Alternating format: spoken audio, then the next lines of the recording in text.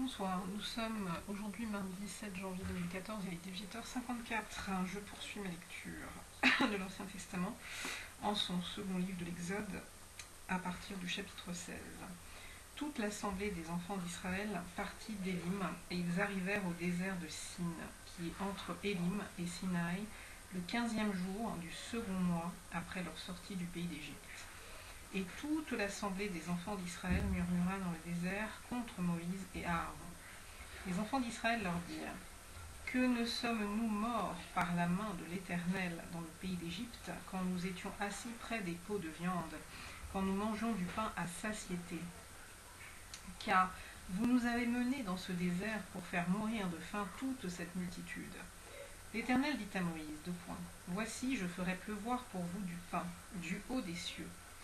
Le peuple sortira et en ramassera jour par jour la quantité nécessaire afin que je le mette à l'épreuve et que je vois s'il marchera ou non selon ma loi. Le 6e jour, lorsqu'ils prépareront ce qu'ils auront apporté, il s'en trouvera le double de ce qu'ils ramasseront jour par jour. Moïse et Aaron dirent à tous les enfants d'Israël : ce soir, vous comprendrez que c'est l'Éternel qui vous a fait sortir du pays d'Égypte. Et au matin, vous verrez la gloire de l'Éternel, parce qu'il a entendu vos murmures contre l'Éternel. Car que sommes-nous pour que vous murmuriez contre nous ? Moïse dit : l'Éternel vous donnera ce soir de la viande à manger, et au matin du pain à satiété, parce que l'Éternel a entendu les murmures que vous avez proférés contre lui. Car que sommes-nous ? Ce n'est pas contre nous que sont vos murmures, c'est contre l'Éternel. Moïse dit à Aaron : dites à toute l'assemblée des enfants d'Israël : approchez-vous devant l'Éternel, car il a entendu vos murmures. Et tandis qu'Aaron parlait à toute l'assemblée des enfants d'Israël, ils se tournèrent du côté du désert, et voici la gloire de l'Éternel parut dans la nuée. L'Éternel s'adressant à Moïse dit : j'ai entendu les murmures des enfants d'Israël. Dis-leur : entre les 2 soirs, vous mangerez de la viande, et au matin, vous vous rassasierez de pain, et vous saurez que je suis l'Éternel, votre Dieu. Le soir, il survint des cailles qui couvrirent le camp, et au matin, il y eut une couche de rosée autour du camp. Quand cette rosée fut dissipée, il y avait à la surface du désert quelque chose de menu comme des grains, quelque chose de menu comme la gelée blanche sur la terre. Les enfants d'Israël regardèrent, et ils se dirent l'un à l'autre : Qu'est-ce que cela ? Car ils ne savaient pas ce que c'était. Moïse leur dit : c'est le pain que l'Éternel vous donne pour nourriture. Voici ce que l'Éternel a ordonné. Que chacun de vous en ramasse ce qu'il faut pour se nourrir. 1 omer par tête, suivant le nombre de vos personnes. Chacun en prendra pour ceux qui sont dans sa tente. Les Israélites firent ainsi, et ils en ramassèrent les uns plus, les autres moins. On mesurait ensuite avec l'omer. Celui qui avait ramassé plus n'avait rien de trop, et celui qui avait ramassé moins n'en manquait pas. Chacun ramassait ce qu'il fallait pour sa nourriture. Moïse leur dit : que personne n'en laisse jusqu'au matin. Ils n'écoutèrent pas Moïse, et il y eut des gens qui en laissèrent jusqu'au matin. Il mit des vers, et cela devint infect. Moïse fut irrité contre ces gens. Tous les matins, chacun ramassait ce qu'il fallait pour sa nourriture, et quand venait la chaleur du soleil, cela fondait. Le 6e jour, ils ramassèrent une quantité double de nourriture, 2 omers pour chacun. Tous les principaux de l'assemblée vinrent le rapporter à Moïse, et Moïse leur dit : c'est ce que l'Éternel a ordonné. Demain est le jour du repos, le sabbat consacré à l'Éternel. Faites cuire ce que vous avez à faire cuire, faites bouillir ce que vous avez à faire bouillir, et mettez en réserve jusqu'au matin tout ce qui restera. Ils le laissèrent jusqu'au matin, comme Moïse l'avait ordonné, et cela ne devint point infect, et il ne s'y mit point de verre. Moïse dit : mangez-le aujourd'hui, car c'est le jour du sabbat. Aujourd'hui, vous n'en trouverez point dans la campagne. Pendant 6 jours, vous en ramasserez, mais le 7e jour, qui est le sabbat, il n'y en aura point. Le 7e jour, quelques-uns du peuple sortirent pour en ramasser, et ils n'en trouvèrent point. Alors l'Éternel dit à Moïse : jusqu'à quand refuserez-vous d'observer mes commandements et mes lois ? Considérez que l'Éternel vous a donné le sabbat. C'est pourquoi il vous donne au 6e jour de la nourriture pour 2 jours, que chacun reste à sa place, et que personne ne sorte du lieu où il est au 7e jour. Et le peuple se reposa le 7e jour. La maison d'Israël donna à cette nourriture le nom de manne. Elle ressemblait à la graine de coriandre. Elle était blanche et avait le goût d'un gâteau au miel. Moïse dit, voici ce que l'Éternel a ordonné, qu'un homère rempli de manne soit conservé pour vos descendants, afin qu'ils voient le pain que je vous ai fait manger dans le désert, après vous avoir fait sortir du pays d'Égypte. Et Moïse dit à Aaron, prends un vase, mets-y de la manne, plein un homère, et dépose-le devant l'Éternel, afin qu'il soit conservé pour vos descendants. Suivant l'ordre donné par l'Éternel à Moïse, Aaron le déposa devant le témoignage, afin qu'il fût conservé. Les enfants d'Israël mangèrent la manne pendant 40 ans, jusqu'à leur arrivée dans un pays habité. Ils mangèrent la manne jusqu'à leur arrivée aux frontières du pays de Canaan. L'homère est la 10e partie de l'épha.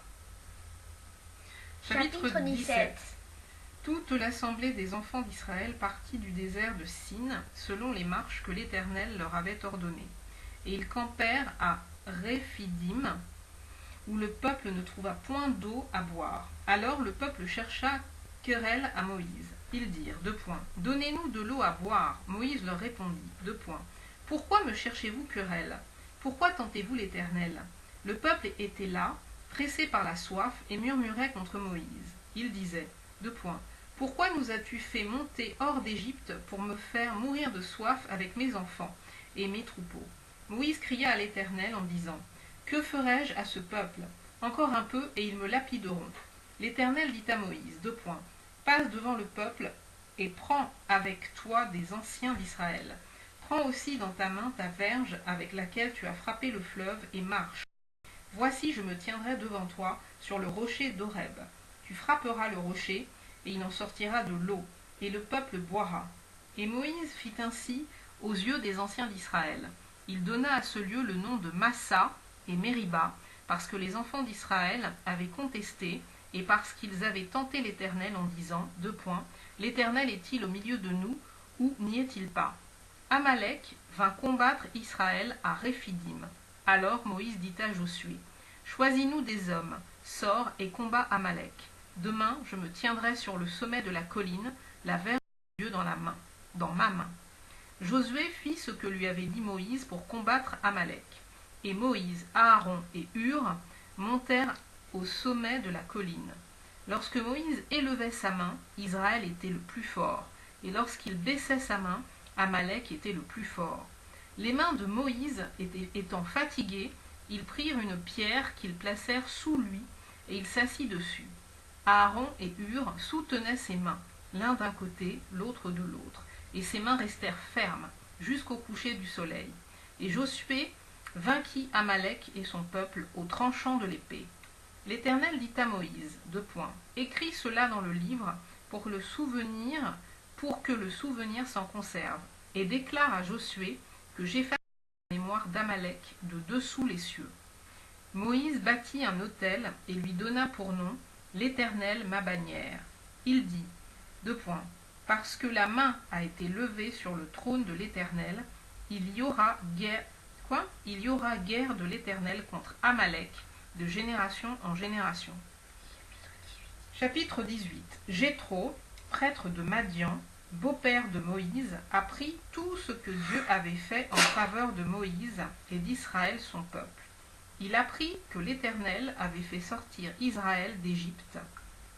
Jéthro, beau-père de Moïse, prit Séphora, femme de Moïse, qui avait été mariée. Il prit aussi les 2 fils de Séphora, l'un se nommait Gershom, car Moïse avait dit, j'habite un pays étranger.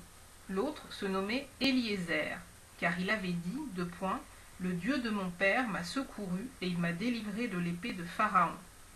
Jéthro, le beau-père de Moïse, avec les fils et la femme de Moïse, vint au désert où il campait à la montagne de Dieu. Il fit dire à Moïse, moi, ton beau-père Jéthro, je viens vers toi avec ta femme et ses 2 fils. Moïse sortit au-devant de son beau-père. Il se prosterna et il le baisa.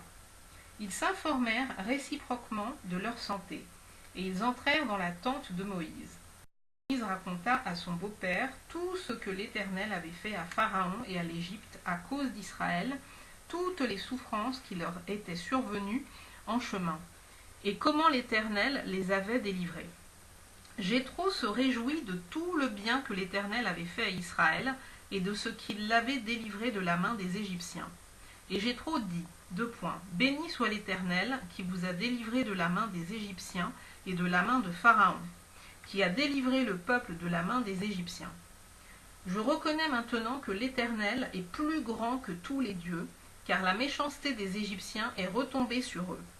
Jéthro, le père de Moïse, offrit à Dieu un holocauste et des sacrifices. Aaron et tous les anciens d'Israël vinrent participer au repas avec le beau-père de Moïse en présence de Dieu. Le lendemain, Moïse s'assit pour juger le peuple, et le peuple se tint devant lui depuis le matin jusqu'au soir.